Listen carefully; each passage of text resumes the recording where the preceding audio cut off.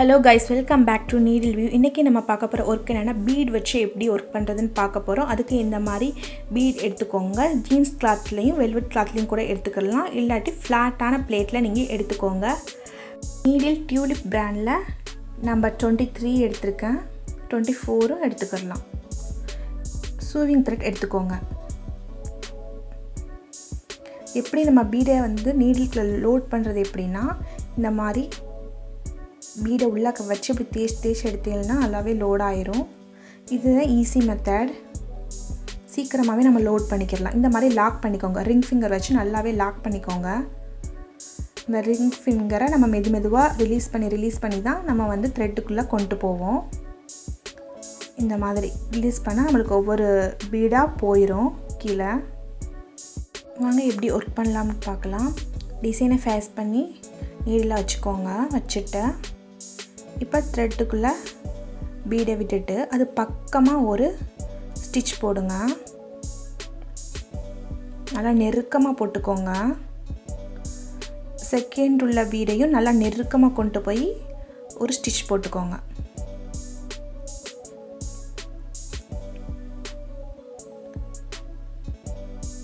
நெருக்கமாக கொண்டு போய் போட்டுறணும் ஸ்டிச், இல்லாட்டி உங்களுக்கு வந்து நல்லா இருக்காது. நீங்கள் இப்போ தான் வெரி ஃபஸ்ட் பீட் ஒர்க் பண்ணுறீங்கன்னா உங்களுக்கு இந்த மாதிரி வராது. ரொம்பவே நீங்கள் எவ்வளோ நெருக்கமாக போட்டாலும் அது அப்படி தள்ளி தான் வரும். நீங்கள் எந்த அளவு ட்ரை பண்ணுறீங்களோ ட்ரை பண்ணிகிட்டே இருங்க. ட்ரை பண்ணால் கன்ஃபார்ம் வரும். எதுக்குமே வராதுன்னு இல்லை, கன்ஃபார்ம் ட்ரை பண்ணிங்கன்னா உங்களுக்கு இந்த மாதிரி அழகாகவே நீட்டாகவே வந்துடும். நீங்கள் எந்த அளவு ட்ரை பண்ணுறீங்களோ அந்த அளவு உங்களுக்கு வந்து சீக்கிரமே உங்களுக்கு ரிசல்ட் கிடச்சிரும். எதுவுமே இது கஷ்டம்லாம் கிடையாது. ஃபஸ்ட்டு நம்ம ஸ்டார்ட் பண்ணையில் உங்களுக்கு ரொம்பவே கஷ்டமாக இருக்கும், வராது அந்த மாதிரிலாம் தோணும். நீங்கள் ட்ரை பண்ண உங்களுக்கு நல்லாவே கிடைக்கும்.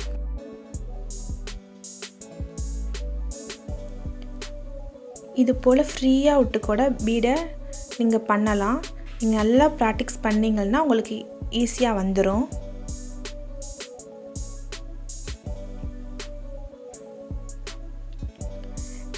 கேப்பாக வருதுன்னு நீங்கள் விட்டுறாதீங்க.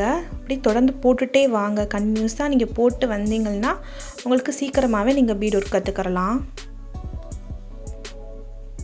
என்ன எப்படி போடுறோம்னா நம்ம லாஸ்ட்டாக போட்டோம் இல்லையா பீடு, அதுக்குள்ளே கொண்டு போய் கீழே உள்ள த்ரெட்டை பிடிச்சி இழுத்தோம்னா நம்மளுக்கு நாட்டு விழுந்துடும்.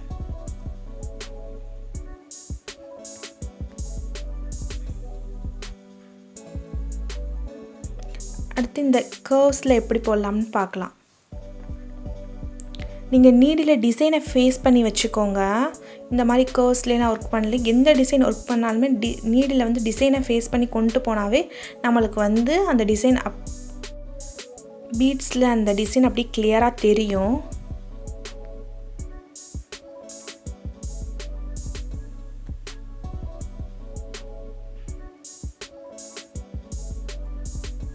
கர்வாக வருது பார்த்தீங்களா? நம்ம சின்ன மைன்யூட்டான டிசைனில் கூட நம்ம பீட் ஒர்க் ஈஸியாக பண்ணலாம். நல்லா ப்ராக்டிஸ் பண்ணிக்கோங்க.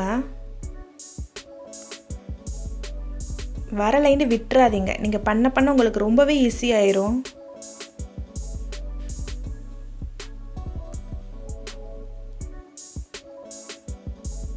நல்லா பெரிய லைனாக போட்டுக்கோங்க. எந்த ஒரு டிசைன் இது பண்ணாலுமே நல்லா பெருசாக வரைஞ்சிக்கோங்க. உங்களுக்கு அப்போ தான் வந்து நல்லா ஃப்ளோவாக வரும்.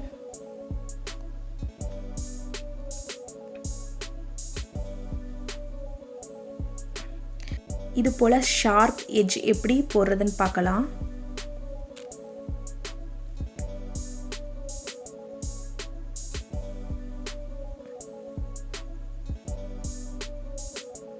இப்போ நம்ம லாஸ்ட் பீட் போட்டாச்சு.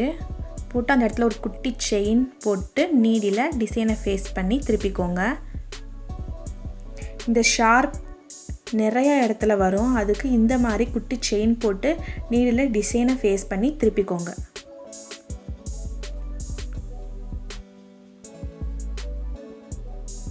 அப்படியே அந்த எட்ஜஸில் கண்டினியூ பண்ணிக்கோங்க. ஒரு குட்டி செயின் போட்டு நீங்கள் திருப்பிக்கோங்க. ஆரி ஒர்க்கை ரொம்ப கிராண்டாக காட்டுறது இந்த பீட் ஒர்க்கு, ஸ்டோன் ஒர்க் தான். மேக்ஸிமம் 2 பீட் போடலாம். சிங்கிள் பீடாக போட்டால் இன்னும் அழகாக இருக்கும்.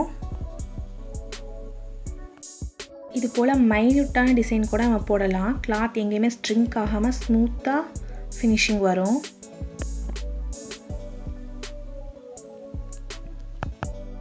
நீடில் டேன் பண்ணுற பொசிஷன் எல்லாம் ஆல்ரெடி பேசிக் கிளாஸில் சொல்லியிருக்கேன். பேசிக் கிளாஸ் பார்க்கலைன்னா செக் பண்ணி பார்த்துக்கோங்க.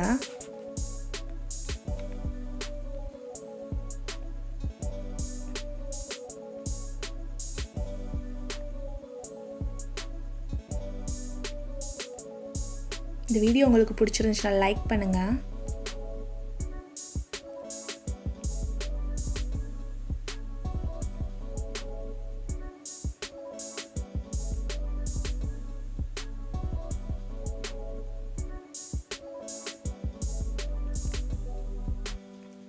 நம்மளுக்கு கிளாத் எங்கேயுமே ஸ்ட்ரிங்க் ஆகிருக்காது. இவ்வளோ ஸ்மூத்தாக இருக்கும்.